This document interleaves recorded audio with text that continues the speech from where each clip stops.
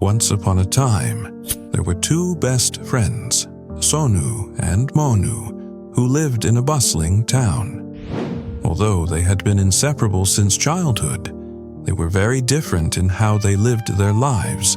Sonu was known for his kindness, humility, and respect toward others, while Monu, though talented, had developed a habit of bragging and showing off, often making others feel uncomfortable.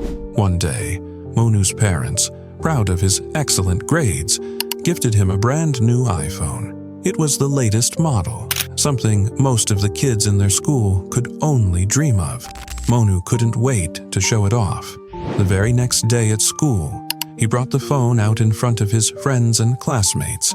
"Check it out, the latest iPhone. My parents got it for me because I aced my exams," Monu said, holding the phone high in the air, almost as if he were flaunting it like a trophy. At first, his classmates were impressed. The phone was, after all, a symbol of success. But Monu didn't stop there. He went on, "I bet your phones can't even do half of what mine can.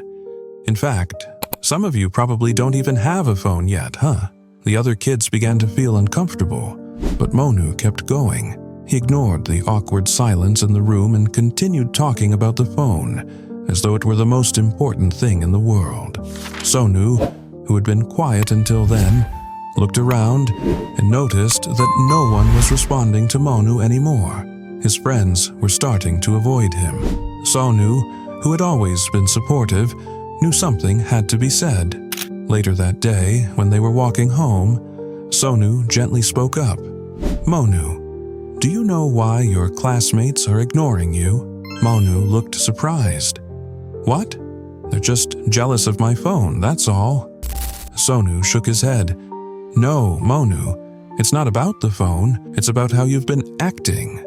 The way you've been bragging, putting others down, and constantly showing off. People don't like being around someone who disrespects them, even if it's unintentional." Monu felt a sting of realization, "But I didn't mean to hurt anyone. I just wanted them to know how lucky I am. I thought they'd be happy for me." Sonu sighed. "I get that, Monu. It's okay to be proud of your success. But when you make others feel small or worthless, it creates distance. People appreciate kindness more than they appreciate material things. If you want things to change, you need to show respect for others, no matter what they have or don't have." Monu stopped walking, reflecting on Sonu's words. "You're right," he said finally. "I've been so caught up in showing off that I didn't realize I was pushing everyone away. I don't want to lose my friends." The next day, Monu made a conscious effort to change. When someone complimented his phone, he simply smiled and said thanks. "But I didn't mean to make you feel bad about it. I was just excited. I've learned that true success comes from kindness, not from showing off." His friends were taken aback at first, but they could see that Monu was being genuine. Slowly, they started talking to him again, and Monu made sure to treat everyone with more respect from then on. He never forgot the lesson Sonu had taught him. One afternoon, as they sat together, Sonu smiled and said, "I'm proud of you, Monu. You've learned that people will admire you for who you are, not for what you have." Monu nodded. "Thanks, Sonu.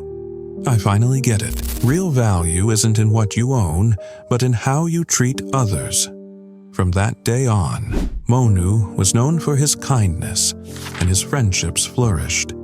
He realized that true respect and admiration come from how you make others feel, not from how many things you can boast about.